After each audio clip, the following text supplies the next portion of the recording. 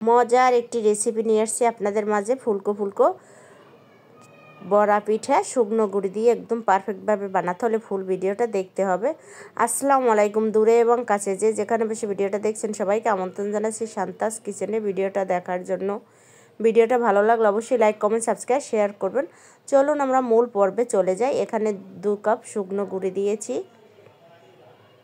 1 cup ময়দা নিব, পরিমাণ মতন লবণ, পরিমাণ মতন চিনি, এটা নিয়ে ভালো করে মেখে নিব।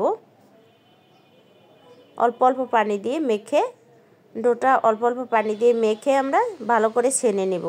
যেহেতু শুকনো গুড়ে আমরা আধা ঘন্টার মতন রেস্টে রেখে দেওয়ার পর আবার ফিরে আসলাম। আধা ঘন্টা পর দেখেন 1 কাপ সুজি দিয়েছি। সুজিটা দিয়ে ভালো করে মেখে তারপর গুঁড়ো দুধ দিয়েছি 4 চামচের 2 চামচ, আবার একটু চিনি দিয়ে নারিকেল দিয়েছি, হালকা একটু চিনিও দিয়েছি, কম হয়েছে তাই। এভাবে আপনার টেস্ট করে দেখবেন। নারিকেলটা আমি পাটায় ফিশে নিয়েছি।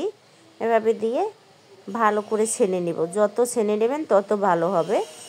তারপর আমরা আবারও 20 মিনিটের মতো রেখে দেব। 20 মিনিট পর আবার পানি দিয়ে একদম ফুল ব্যাটারটা গুলে নেব। দেখেন ফুল ইটে আমি গুলে নিয়েছি। গোলা শেষ, এভাবে হবে ব্যাটারটা। দেখেন একটা কড়াইতে পরিমাণ মতন তেল দিয়ে নিলাম। এখানে আমার কড়াইতে অনেকগুলো পিঠে একসাথে ভাজা যাবে। তেলটা একদম হাই হিটে গরম হতে হবে অবশ্যই।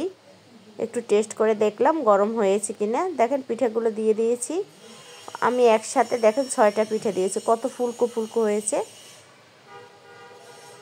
উল্টে পাল্টে ভালো করে লাল লাল করে ভেজে নেব। একদম মুচমুচা এবং নরম মিক্সচার করে এত পারফেক্টভাবে পিঠাটা হয়েছে, খেতে অনেক মজা হয়েছিল।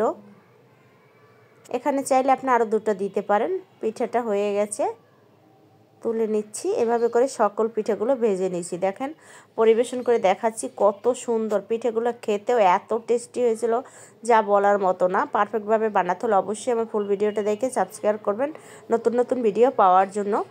দেখেন আপনাদের একটা আমি ভেঙে দেখাবো কত পারফেক্ট হয়েছে। গরম, তারপর একটা ভেঙে দেখাচ্ছি আপনাদের।